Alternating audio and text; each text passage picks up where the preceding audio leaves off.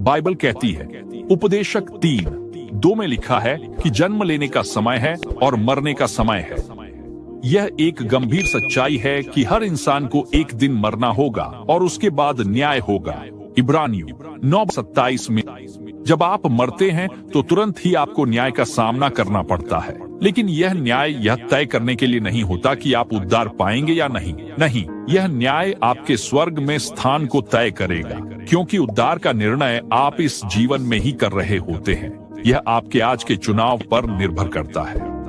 Bible को पढ़ते समय आप नरक के उल्लेख को नजरअंदाज नहीं कर सकते, और मुझे समझ में नहीं आता कि कोई कैसे उपदेश दे सकता है बिना नरक के बारे में बात किए, क्योंकि बाइबल में नरक के बारे में बहुत कुछ लिखा है और जिसने सबसे अधिक इसके बारे में बताया है वह है यीशु मसीह। बाइबल के अन्य किसी भी व्यक्ति ने नरक के बारे में उतना नहीं कहा जितना यीशु ने कहा है। नरक में होना मतलब परमेश्वर की उपस्थिति से बाहर होना है। नरक क्या है, मैं अपनी कल्पना से इसका वर्णन नहीं करने जा रहा हूँ। मैं वही कहूंगा जो बाइबल कहती है, न कि कुछ लोगों ने जैसा किया है कि अपनी कल्पना से लोगों को डराने के लिए नरक की तस्वीरें बनाई हैं। हाँ, हमें डरना चाहिए, लेकिन मैं आपको वही बताना चाहता हूँ जो बाइबल कहती है। बाइबल में नरक को 3 प्रतीकों के साथ बताया गया है। सबसे पहले अग्नि। इब्रानियों 12:9 कहता है कि हमारा परमेश्वर भस्म करने वाली अग्नि है, लेकिन बाइबल यह भी सिखाती है कि अग्नि को अक्सर प्रतीकात्मक रूप में इस्तेमाल किया जाता है। इसका मतलब यह नहीं कि यह भौतिक अग्नि है जो जलाएगी, बल्कि यह एक प्रतीक है। यीशु ने इस प्रतीक का बार बार उपयोग किया। मैं मानता हूँ कि यह अग्नि उस परमेश्वर की लालसा का प्रतीक है जिसे कभी शांत नहीं किया जा सकता। यह वह प्यास है जो परमेश्वर के लिए बनी रहती है, लेकिन नरक में आप उसे कभी नहीं पा सकते। वह संतुष्टि जो इस जीवन में आप चूक गए, आप उसे कभी प्राप्त नहीं कर सकते। दूसरा प्रतीक है अंधकार।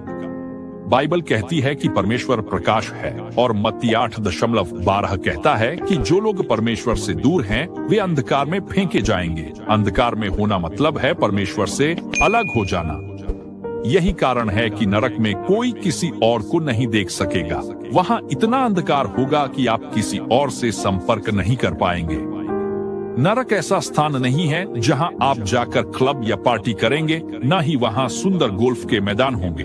वहाँ कुछ नहीं होगा, केवल परमेश्वर से अलगाव होगा। जब आप मरते हैं, आपका शरीर तो मरता है, लेकिन आपकी आत्मा और आपकी आत्मिक स्थिति जिंदा रहती है। लेकिन वह आत्मा परमेश्वर के प्रति मर चुकी होती है। जैसे इस दुनिया में बहुत से लोग जिनका शरीर जीवित है, लेकिन उनकी आत्मा परमेश्वर से मृत है। आज इस सभा में भी ऐसे लोग हो सकते हैं जिनकी आत्मा परमेश्वर से मृत है। आप धार्मिक हो सकते हैं, चर्च जा सकते हैं, जैसे दुनिया के अधिकतर लोग करते हैं, लेकिन आपके दिल में गहराई से आप मसीह को नहीं जानते। आपने अभी तक परमेश्वर के साथ अपनी शांति नहीं बनाई है। परमेश्वर को नरक से कोई खुशी नहीं मिलती। उन्होंने नरक को आपके लिए नहीं बनाया, उन्होंने इसे शैतान और उसके स्वर्गदूतों के लिए बनाया था। लेकिन अगर आप शैतान के रास्ते पर चलने का निर्णय करते हैं तो आप वहीं जाएंगे। बाइबल कहती है कि परमेश्वर की इच्छा है कि सभी लोग उद्धार प्राप्त करें। वह नहीं चाहते कि कोई नष्ट हो। परमेश्वर ने आपको बचाने के लिए अपने पुत्र यीशु मसीह को क्रूस पर मरने के लिए भेजा। जब यीशु मसीह ने क्रूस पर अपनी जान दी तो वह एक न्याय था। परमेश्वर ने आपके स्थान पर मसीह का न्याय किया। यीशु ने नरक की पीड़ा आपके लिए सहन की ताकि आपको उसे सहन न करना पड़े। जब यीशु ने कहा, मेरे परमेश्वर, तूने मुझे क्यों छोड़ दिया, तो उस क्षण में परमेश्वर पिता और पुत्र के बीच एक गहरा अलगाव था जिसे हम पूरी तरह से समझ भी नहीं सकते। यीशु ने उस समय नरक की सारी पीड़ाएं सहन की ताकि आप और मैं उससे बच सकें। उन्होंने यह सब आपके लिए किया क्योंकि वे आपसे प्रेम करते हैं। अब परमेश्वर आपसे कहता है कि आपको अपने पापों का पश्चाताप करना होगा और उसे अपने जीवन में स्वीकार करना होगा।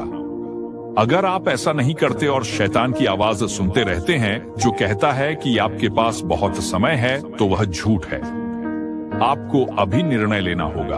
आपको अपने जीवन में कुछ गलत चीजों के बीच चुनाव करना होगा और आपको मसीह के साथ अपना चुनाव करना होगा।